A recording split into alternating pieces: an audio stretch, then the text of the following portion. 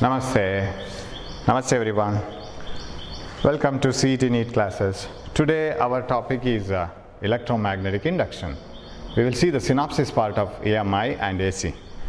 And we know that EMI starts with the contribution from Faraday, Michael Faraday's the law of electromagnetic induction, right? So namaste everyone, hope you are doing well. Straight away we will jump into the topic. What does Faraday's law say?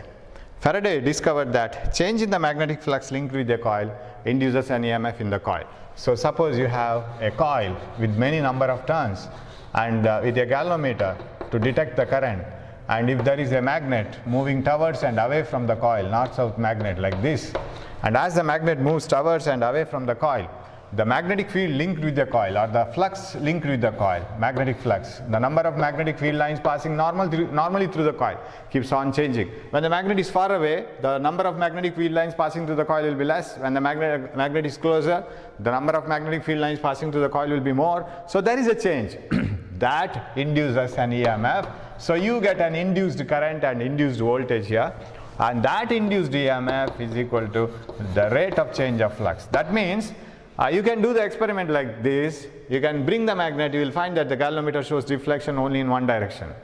But that deflection is not permanent. Very soon the deflection returns to zero if you stop the motion of the magnet. When the magnet is taken away, again the deflection is observed in the opposite direction for a moment as long as this is moving. And if the magnet is taken towards the coil very fast, deflection is more. That means we need a change in the magnetic flux. The magnetic field linked to the coil should keep on changing. How fast it changes, accordingly you will get EMF. And faster the change, more will be the EMF. So if you bring the magnet and towards and away, faster and faster, induced EMF is more and more. So that's why Faraday gave this law. Whenever there is a change in the magnetic flux linked with the coil, there is an induced EMF, and that induced EMF is equal to the rate of change of magnetic flux, d phi b by dt, due to magnetic flux change. Okay. And how can you bring that change in the magnetic flux? Sir, shall I move the coil keeping the magnet stationary? Okay, no problem. When you move the coil, either you have to bring the torch closer to the book so that you will get more light, or take the torch away from the book so that you will get lesser light, or keep the torch stationary, bring the book closer and away. That will also do. Similarly, you can bring the coil towards the magnet and away from the magnet, you will get the deflection. Only we want is change. There should be a change in the magnetic flux, and that change can be brought by bringing the magnet away towards or coil away towards, but there should be a relative motion. You can't bring only both the coil and magnet together with the same speed like this, and that doesn't serve any purpose. There should be a relative motion. And flux linked with any coil, phi is equal to NAB cos theta, actual formula. Flux linked with any coil is given by NAB cos theta. So if you want to bring any change in the flux, you can go for either you can change the number of turns in the coil, or change the area of the coil, or you can change the magnetic field linked with the coil. That is what is done here. When you bring the magnet away, magnetic field linked with the coil keeps on changing. When you take it closer, magnetic field increases. You can change theta. Theta is the angle at which this flux is passing through the coil. Magnetic field lines are passing through the coil. How can you change theta? Rotate the coil with this as axis, right? You rotate the coil like this. When you rotate the magnet or coil, anything. Rotate the magnet like this. Then when the magnet turns, the magnetic flux linked with the coil keeps on changing. So either you can change theta, you can change N, you can change A, you can change B, anything. That will bring the change in the magnetic flux and hence the induced EMF. For example, in the case of dynamo, you know in the dynamo we have two strong north and south pole pieces of the magnet, and here is a coil which is turning in the magnetic field. And suppose the coil in the beginning itself is like this, say the coil is like this. That means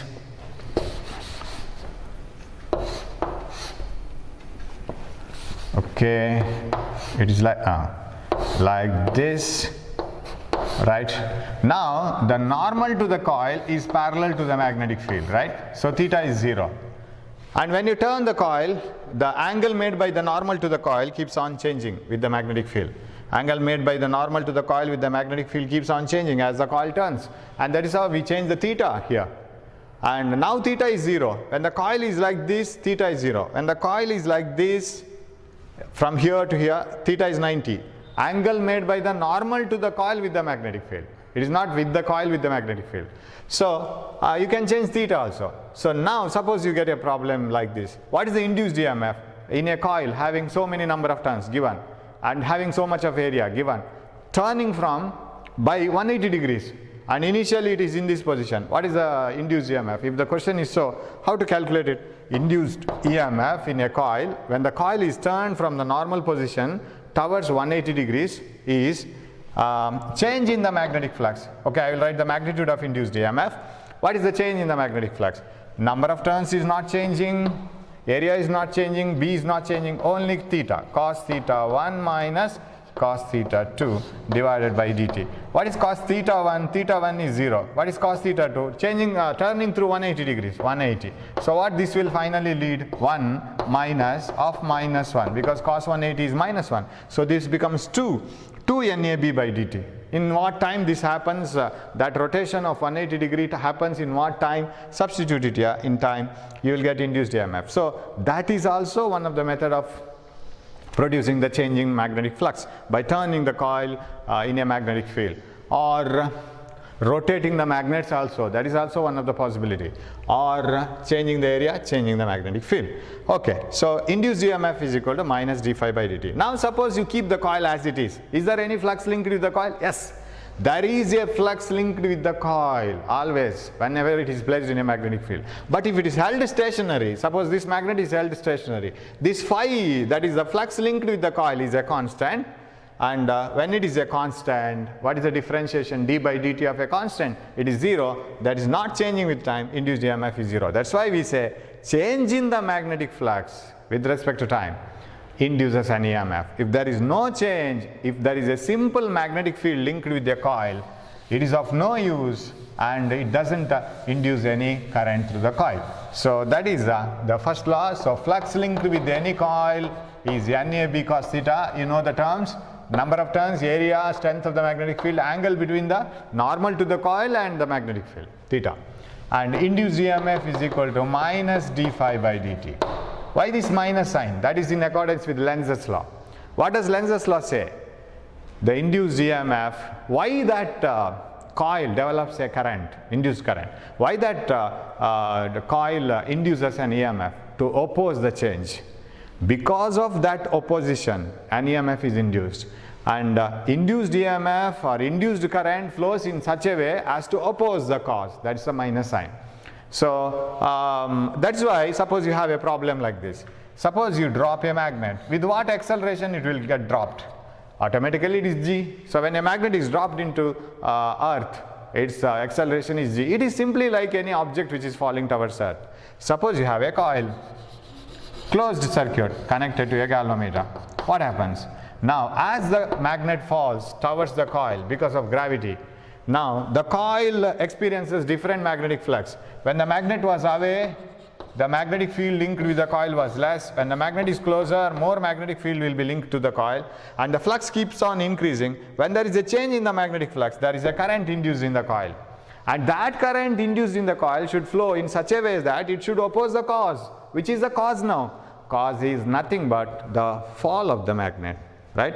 That fall is opposed by the coil, and the coil will develop a current in such a way that it opposes, or that current produces a magnetic field in the coil, because any coil carrying current should develop a magnetic field, and that magnetic field opposes this magnetic field. That is Lenz's law. It is nothing but law of conservation of energy. So any change in the flux induces a current, that current opposes the change. So, with what acceleration this magnet will fall towards a coil? It will definitely less than g.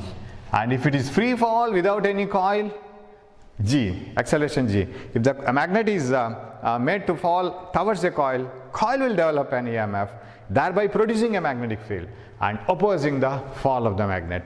Of course, magnet will fall with an acceleration less than g.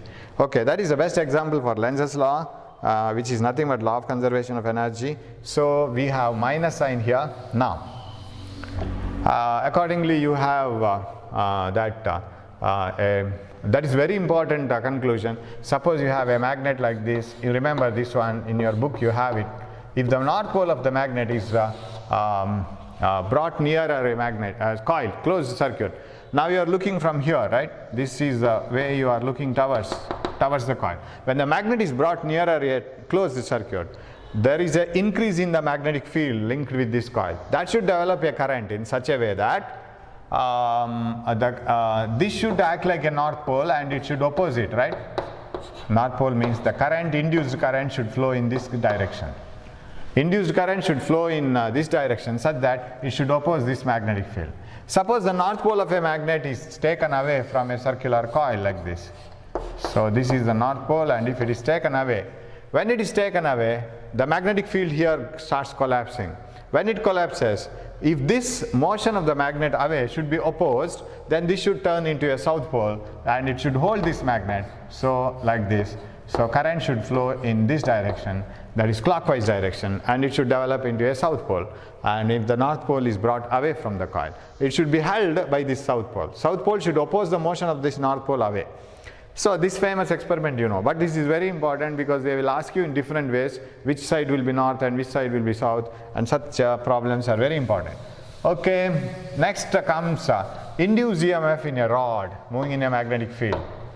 You know, suppose you have a magnetic field normal to the board like this,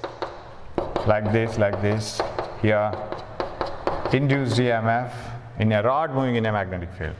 If you have, yes, a magnetic field normal to the plane of the paper, then what happens is, if you have a rod like this of C shape, and if you have a straight wire which is moving over this rod, connecting it like this, and if this moves with a velocity v, what happens? Now as you move this rod over this one, all are connected now, but this can freely move. Now the area of the coil, this you can be taken as a coil, and the magnetic field is normal to the coil, and normal to the coil itself is parallel to the magnetic field, right? This is a coil, and normal to the coil is parallel to the magnetic field, so theta is 0.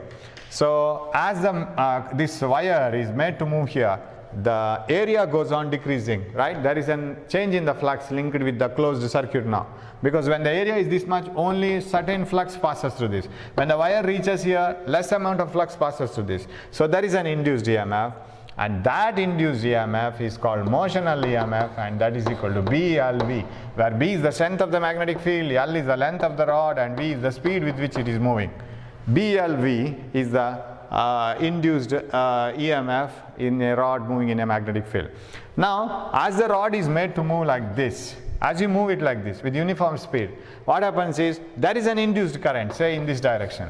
That induced current should oppose the cause, right? So there should be an energy developed in the opposite direction. There should be there should be a force developed in the opposite direction in order to maintain it, right? That means the induced current opposes the cause. Somebody should move it, and there should be a force in this direction, and because of this there should be a loss of energy. So what is the energy developed in the form of heat in this formula? So I will rub this you have studied in detail, and if I want to write what is the heat energy developed in the when you or the loss of mechanical energy when you move it, it is given by, now current through the that wire is EMF by resistance. If R is the resistance of that wire, if R is the resistance of this moving wire, then E by R, induced EMF divided by R is the current. Then current is given by induced EMF BLV, this is velocity, by R, right? Then what is the power developed? Power is I squared R. I square is P square, L square, V square by R square, this square into this R. So what is the answer? B square, L square, V square by R, right? So you can get it from here only, just the way in which it has to be brought, I have told it. So if you want to know power developed in the form of heat when it is moved because of the induced current, that is B squared, L squared, V squared by R, okay? Right, the famous formula is BLV, and this part can be asked for problems like, suppose you have an aeroplane moving in a magnetic field, right? Suppose the earth is having a magnetic field horizontal component also, like this. vertical component of Earth's magnetic field. Horizontal component will be like this, and actual Earth's magnetic field will be like this. Now if you have an aeroplane moving like this, then the wings of the aeroplane will cut these magnetic field lines, right? If the vertical component of Earth's magnetic field is like this and the wings of the aeroplane move like this, it will be cutting these magnetic field lines. It is like a wire moving in a magnetic field. There should be an induced EMF. Now you can use the same formula to find out the induced EMF, where B is the vertical component of Earth's magnetic field, which is cut by the wings of the aeroplane. L is the length of the wings. V is the speed with which those wings are moving. You can apply it. Similarly, you can apply it to a train. When the train moves in a track, the two ends of the train are connecting the two tracks, right? The two wheels of the train will be connecting the two tracks. So here will be a wheel, here will be a wheel, and the train will be moving over this like this, right? So it will be connecting the two tracks. And if you connect the two tracks by a galvanometer, when the train moves, you will get an induced EMF. Why? Because train can be taken to be a rod which is moving in a magnetic field. Which magnetic field? Earth's magnetic field. It is cut by the train rod, that means the train itself, which is a metal rod, and as the train moves, an induced EMF is developed across the ends of the train, the width of the train like this. So that induced EMF, again this one, the distance between the rails, that is L. B is the strength of the Earth's vertical magnetic field. V is the speed with which the train is moving. So you can apply it in many cases like this. The problem framing may appear very unfamiliar, but formula is the same. Okay. Now, so if you have a coil and if you change the magnetic flux linked with the coil, there is an induced EMF. Now, one more thing, you can do this, do the experiment like this also. Take the coil, connect it to a battery, DC battery, and a switch like this. Now, if you connect a voltmeter here, you will get an induced EMF here. How come? Just switch it on. When you switch on, the current through the coil rises in the beginning. Even if it's a DC, DC takes certain time to raise to a particular value, right? It won't raise to the highest value immediately. It takes certain time to raise. And during that time of raising, suppose this is current versus time, during that time of raising, there is an increasing magnetic field produced by the coil. That change in the magnetic field, won't it induce an EMF in itself? That is called self-induction. Yeah, that it will develop an EMF by itself, because when you switch on the battery, the current through the coil across which it is connected keeps on increasing. That increases the magnetic field across the coil, and that induces an EMF in the coil itself. The magnetic flux change produced in a coil inducing an EMF in itself. That is called self-induction. And how much EMF it will develop? Suppose this is a coil of aluminium having 100 turns, and how much EMF it will develop if this battery is switched on? Suppose this is a coil of copper having 50 turns, how much EMF it will induce? Suppose the area is changed, what about the induced EMF? And all these induced EMF are different depending on the some characteristic of the coil, and all those together are called self-inductance of the coil. Ability of the coil to induce EMF in itself when there is a change in the flux, and that depends on the type of material, that depends on the number of turns in the coil, that depends on the area of the coil and the length of the coil, and so on, many things. Now, what is the formula for self-inductance? Self-inductance is given by mu naught N square A L. This is the formula for self-inductance of a coil, where N is the number of turns per unit length. It is not the number of turns total, right? If you have a coil, self-inductance coil of N number of turns over a length L, suppose there are N turns over a length L, then small n is N by L. Number of turns per unit length is small n, right? Now in this area, suppose you want to know what is the self-inductance. If the question is like this, a coil having N number of turns, area A, N number of turns per unit length, small n I am talking about, that is very important, is cut into two pieces by cutting it at the center. My question is, What is the self-inductance of the new pieces, individual? A coil is cut into two equal halves and its self-inductance is capital L originally. After cutting it into two equal pieces, what is the self-inductance of each piece? Now you know that originally mu naught is the permeability of the medium inside N square AL. That is the formula, right? Self-inductance of the coil is mu naught N square AL. Now the thing is, when you cut it, permeability won't change. It may be air or it may be something else. When you cut it, the core of the what is inside this coil is same. Number of turns per unit length won't change. Why? Because you are changing the length of the coil. By the same way you are changing the number of turns also. Total number of turns in one piece of the coil will be less, but length is also less. N by L is a constant. Mu naught is not in competition, N square is not in competition, A is not in competition. Area of the coil remains the same for both the pieces. And only L comes into picture. L is the length of the coil. Of course, I can take this as L also. When L is hard, self-inductance is hard, right? So if a coil of self-inductance L is divided into some 5 equal pieces, what is the self-inductance of each piece? L by 5. This is very similar to resistance. You know the resistances. When a wire of length L has a resistance R, R is directly proportional to L, R equal to rho L by A. When you cut it into two equal halves, resistance is R by 2, R by 2.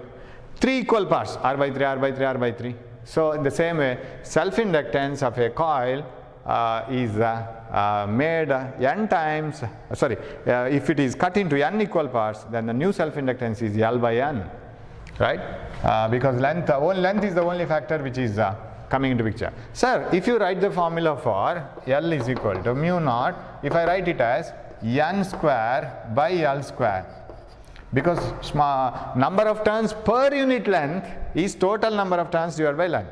N square by L square, AL. If I write the formula like this, one L gets cancelled. This is also one of the formula, but this N is not this N.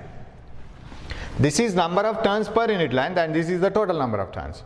Sir, won't this problem change when I approach this formula? No, not at all. Why? Because if you cut a coil into two equal halves, what are the changes occurring here? No change in mu naught, no change in area, total number of turns will change, isn't it? It is mu naught N square A by L, answer, right? So mu naught N square A by L, one L square and this L will get cancelled. No competition, no competition. Now N square by L, N has become how much? N has become N square by L, yes. Total number of turns have become half. So you will get N by 2 whole square, proportional to. L is proportional to total number of turns by 2 whole square. What about length? Length is also hard, so L by 2. So what will remain here? N square by 4, N square by L, right? This is by 4, this is 2, by 2. How much it is different? Half of this, right? I will put this as L dash. The new self-inductance is new number of turns, half of the original number of turns, and new length L by 2, 2 goes to the numerator. So it becomes N square by L, and this is 4, this is 1 by 2. It is same as L dash is L by 2 because N square by L is proportional to L by 2. Same as this conclusion. So you better remember one formula, mu naught N square AL, where small n refers to the total number of turns. That should be very clear. Okay, right? That is about self-inductance measured in Henry, right? Self-inductance is Henry. Now, when you switch this on, we will come back to this now. Self-inductance I have explained. When you switch this on, when you switch this off, you get an induced current, right? That induced current or induced EMF is because of the increase in current, increase in magnetic field in the beginning. When you switch it off, drop of current, drop of magnetic field. Now, induced EMF in a self-inductance L is given by E is equal to minus L di by dt. This formula is important again. E is equal to minus L di by dt. Now, suppose if the question is like this.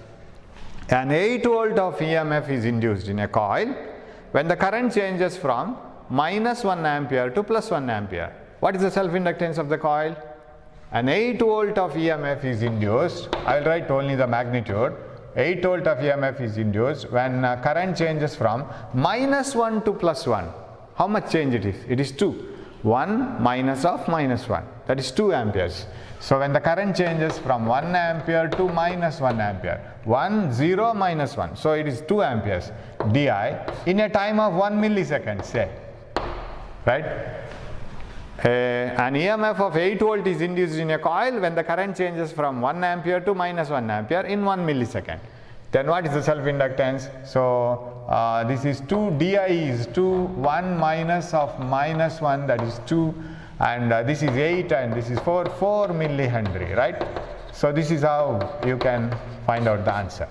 So that change is given like that, right? So very easy question. So you can use this. And now another thing is here, once you are given the self-inductance here, suppose you have two coils, or before that I have to say mutual induction. What is mutual induction? Suppose you switch on and switch off this coil, battery. Current rises, magnetic field grows, there is an induced EMF. You switch off this one, current falls, there is an induced EMF. Okay. Now if you take another coil like this and connect a galvanometer here, surprisingly you will find that there is an induced EMF in the other coil also, right? An induced EMF is developed in the other coil when the current in the primary coil changes at a rate of di by dt. And this process where change in the current of one coil induces an EMF in other coil is called mutual induction, and E is equal to induced EMF is equal to minus m di by dt. This is the formula, where m is the mutual inductance between the pair of coils. Sir, mutual inductance depends on what factors, sir? Mutual inductance depends on the number of turns in the primary coil, number of turns in the secondary coil, area of the primary secondary, mu naught permeability of the medium. So mutual inductance between a pair of coils is mu naught N1 N2 pi R1 square L. Mu naught N1 N2 pi R1 square L, where N1 and N2 are the number of turns in both the coils, mu naught is the permeability of the medium of the two coils, and R1 square, pi R1 square, it is the area of the smaller coil, and L is the length of the two coils. That is the mutual inductance between a pair of coils. Now remember, this formula is not very useful, but mu naught N square L is very useful, okay? So we have E is equal to L minus L di by dt. Also E is equal to minus m di by dt. Self-inductance of a coil is mu naught N square Al. What else? Right. Now mutual inductance principle is used in transformers. You know it. You have two coils separated by an iron core. So you have a primary coil like this and a secondary coil. Usually we apply AC to the primary coil. I don't explain much about this because you may be knowing about the working of transformer. And induced secondary voltage is obtained here. This is primary voltage. Current in the primary is IP, current in the secondary is IS, and here is an iron core. Number of turns in the primary is NP, number of turns in the secondary is NS. You remember all these things. What is turns ratio? Turns ratio is number of turns in the secondary by number of turns in the primary. Voltage in the secondary by voltage in the primary. Current in the primary by current in the secondary. This is reverse. Because a step-up transformer is one which increases the voltage. That means voltage at the secondary should be more, number of turns in the secondary is more. But it decreases the current, so that input power and output power should be same. You can't have enhanced energy. It is against the law of conservation of energy. Whatever electrical energy you give at the input, same energy should come at the output. So if the voltage increases, current decreases. Step-up transformer is one which increases the voltage. Step-down transformer is one which decreases the voltage. So this is so power output must be equal to power input. That is Vs into Is must be equal to Vp into Ip. I don't go much about this because this is a very easy part. You can understand and you can read it from the book itself. We will not waste time for it. You can discuss it yourself. But we will discuss the problems regarding this. Okay. So mutual induction principle, transformer example. Self-induction principle, choke coil. In the tube lights you have a choke coil, a duster like arrangement. It will have a coil inside, and it works on the principle of self-inductance. Okay, then next we will move on to this one part, that is induced EMF in a rod rotating in a magnetic field. Induced EMF in a rod rotating in a magnetic field. It is not moving in a magnetic, okay, moving, but in the form of rotation.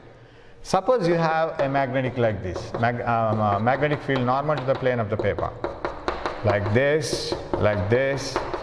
Suppose there is a rod which is rotating like this. It is fixed here, it rotates in this circular path, like this. So if that rod is made to move like this, and it is also cutting the magnetic field lines, like that rod which is moving in a C-shaped wire, like the aeroplane wings, right? Like the axle of the train, it is cutting the magnetic field. But the thing is, when a rod moves like this, you know that induced EMF is, so when a rod moves in a magnetic field like this, all part of the rod move with the same speed like this, correct? No problem. Induced EMF is equal to BLV. But what about this here? When it turns like this, you see, this part of the rod is not moving much at all, whereas this part of the rod is moving by a large amount. It has to travel with more velocity. V is not the same for all.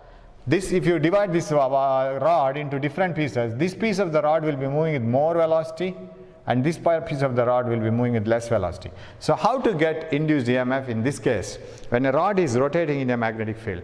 Now, better you turn it into angular velocity. V equal to R omega. So here, radius of the rod is nothing but length of the rod. Length of the rod itself is the radius of the rod. That you know. Now the thing is, as the rod turns and moves in the magnetic field, you divide this into a number of pieces like this. Okay? Now turn this as V equal to E is equal to B into L into V equal to R omega. R omega is L omega because V is R omega. Velocity is equal to R omega. So why did I turn it like this? Induced EMF is equal to B L squared omega, right? It is the formula. If this is the formula, omega is same for all the piece of the rods. Because omega is angular velocity, angle covered divided by time taken. Rate of change of angular speed is angular velocity. If this part of the rod turns by an angle 30, this piece also should turn by an angle 30, correct? Angle is same. Angular velocity is same for all. When the fan turns, when the one wing of the fan turns by 30, other wing of the fan also should run by 30 because it is a rigid body. So here the same thing happens. So if it is so, I'll try to bring wing omega. Now I will use the formula V is equal to BLV. Okay?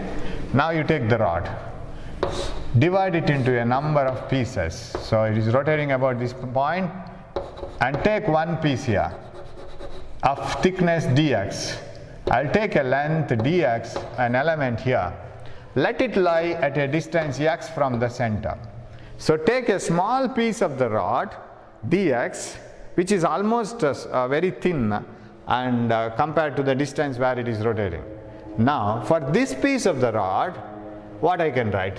If I want to write V equal to R omega, then the speed of this rod can be written as V equal to R omega. R is x and its length is dx. Induced EMF in this rod E is equal to B, and length of that rod, it can be taken to be assumed to be moving uniformly like this. Length of the rod is dx. BL, V can be written as R omega. What is R omega? R omega is its radius of this circular path. Its radius of the circular path is x and omega. Did you get that? I am considering only this part of the rod, only this piece of the rod. I am considering only this piece of the rod, a small piece of the rod. When I take this piece of the rod, it turns like this. When it is turning, suppose this is the piece of the rod, it will be turning like this, right? When it turns, I can take it as a straight rod. And when I take it as a straight rod, it is moving in a circular path. For that rod, the radius of the circular path is x.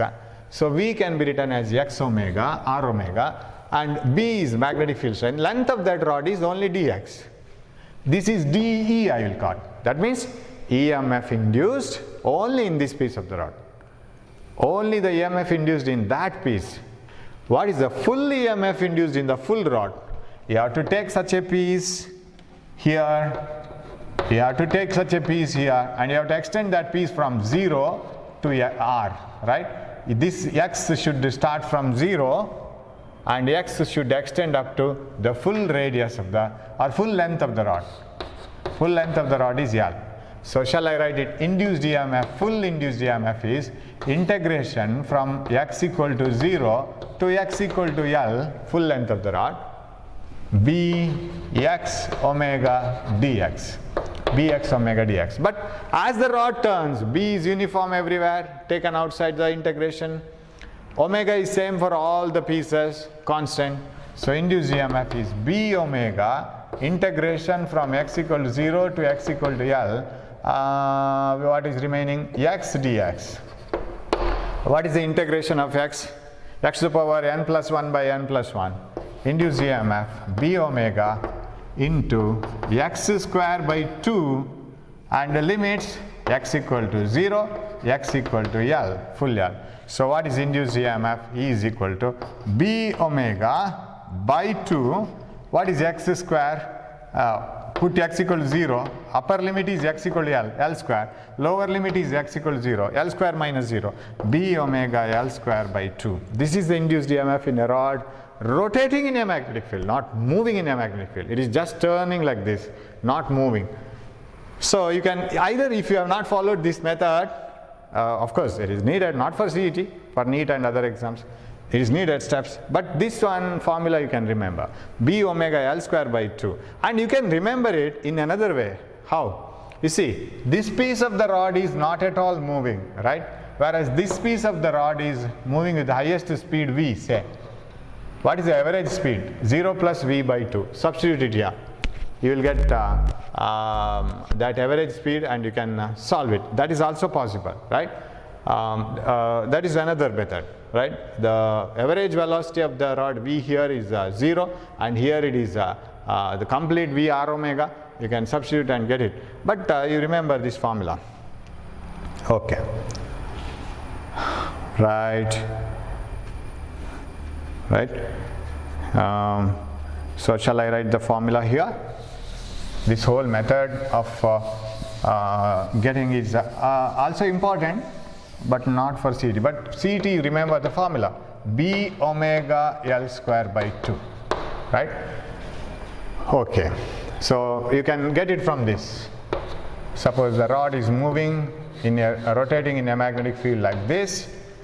This piece of the rod is not moving at all, V equals 0. This piece of the rod is moving with maximum speed V. So if you replace this formula, E is equal to B L, V equal to, I can write R omega, B L S, L omega, because R is L.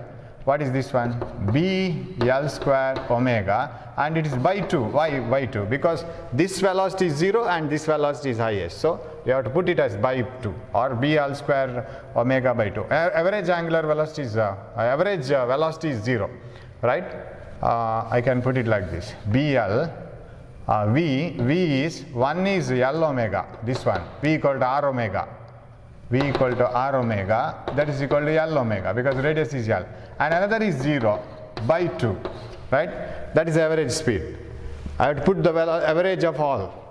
So what is the EMF induced? B L square omega by 2, which is same as this one. You can do that also. So in short, you can remember. Okay, now moving on to the dynamo, right? In a dynamo, the coil is turned in a magnetic field, right?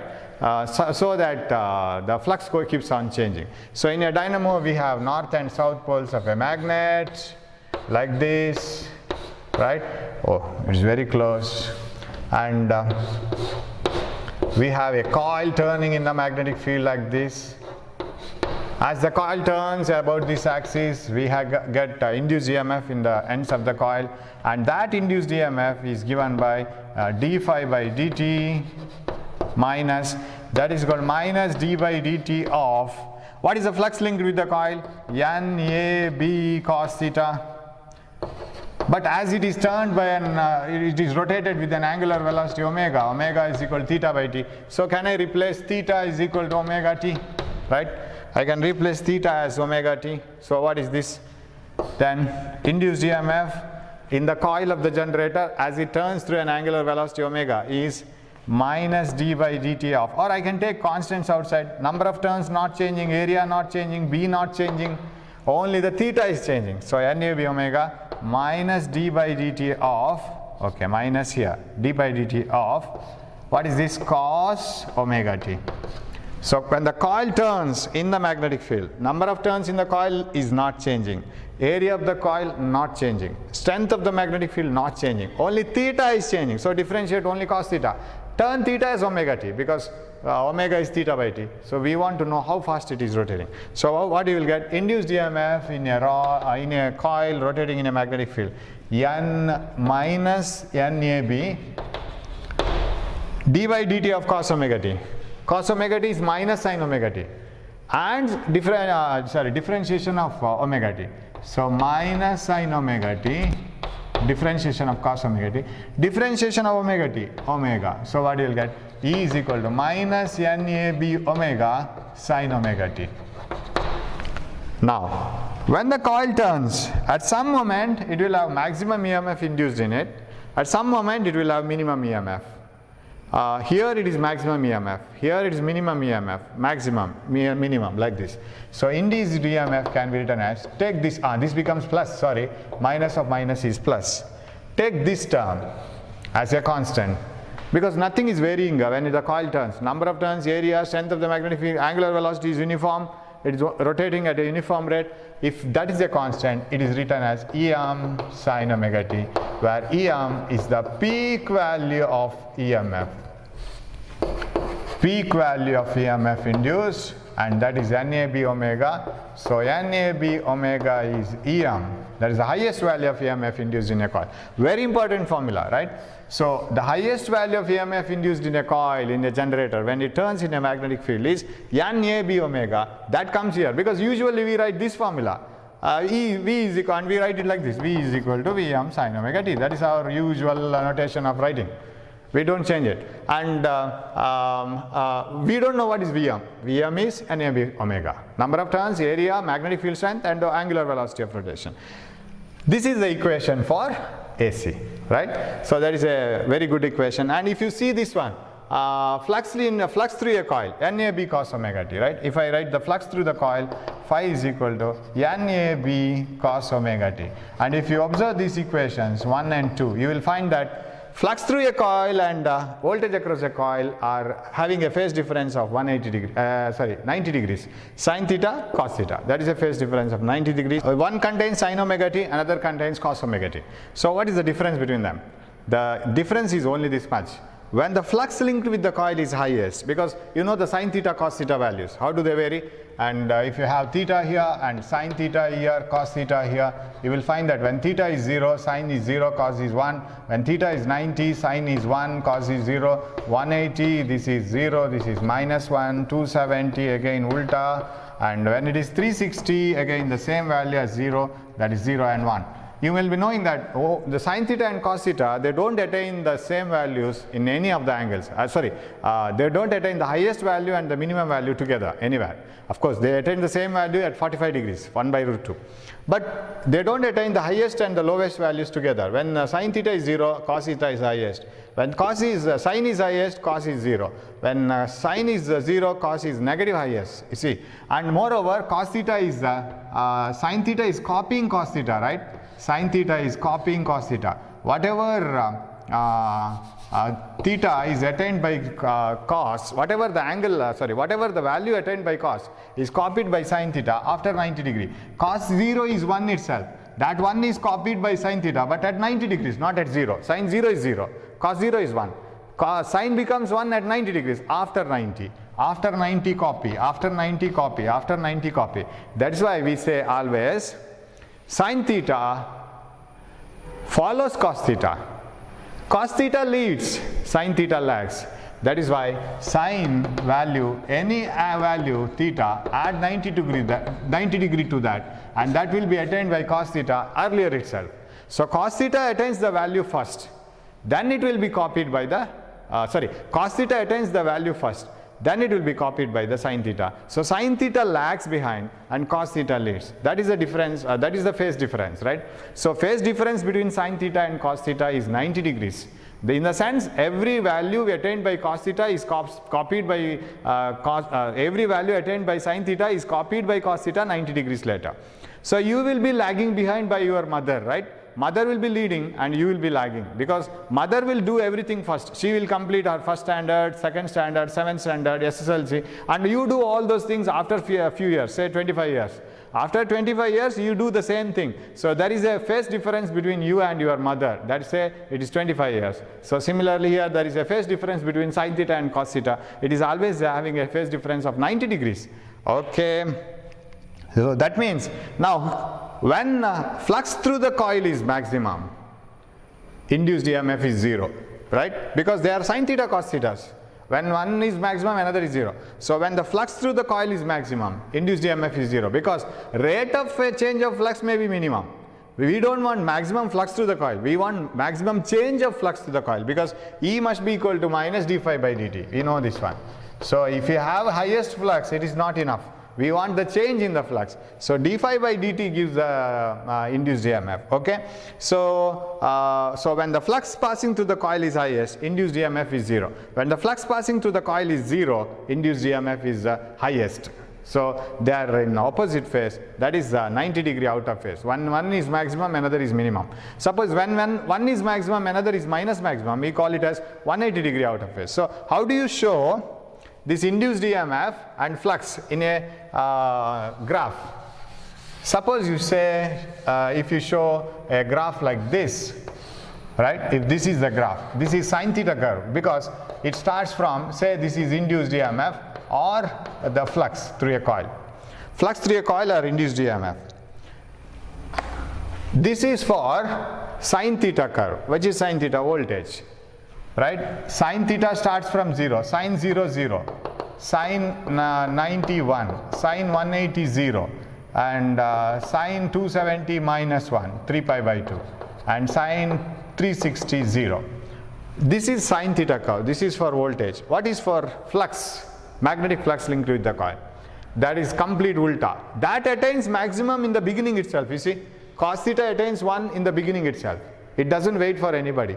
At that time, sin is 0. So when this is 0, this is maximum. When this is maximum, this is 0. When this is 0, this is minus maximum. When this reaches minus maximum, this reaches 0. 0 maximum. So do you get a curve like this? And this is cos theta curve. And this is sin theta curve. And in this case, this is voltage curve. And this is flux curve, which contains cos omega t. That's how we write it, right? So when one is maximum, another is 0. When this reaches maximum, this reaches 0. When this reaches 0, this reaches minus maximum. So here the flux is leading. Flux will be highest first, then the induced EMF when the flux becomes 0. So as the coil turns, there is an induced EMF. So these formulas are important. The maximum induced EMF, NAB omega, and the phase difference between voltage and induced EMF and flux linked with the coil, they are out of phase. Don't be under the impression that when the flux is highest, induced EMF is also highest. No, it is ulta. When flux is highest, induced EMF is 0, because change in the flux is less at that moment. When the flux is 0, change is fast. It is very fast changing about in and around 0. So when the change is fast, induced EMF is highest and flux induced is 0, right? But change is highest.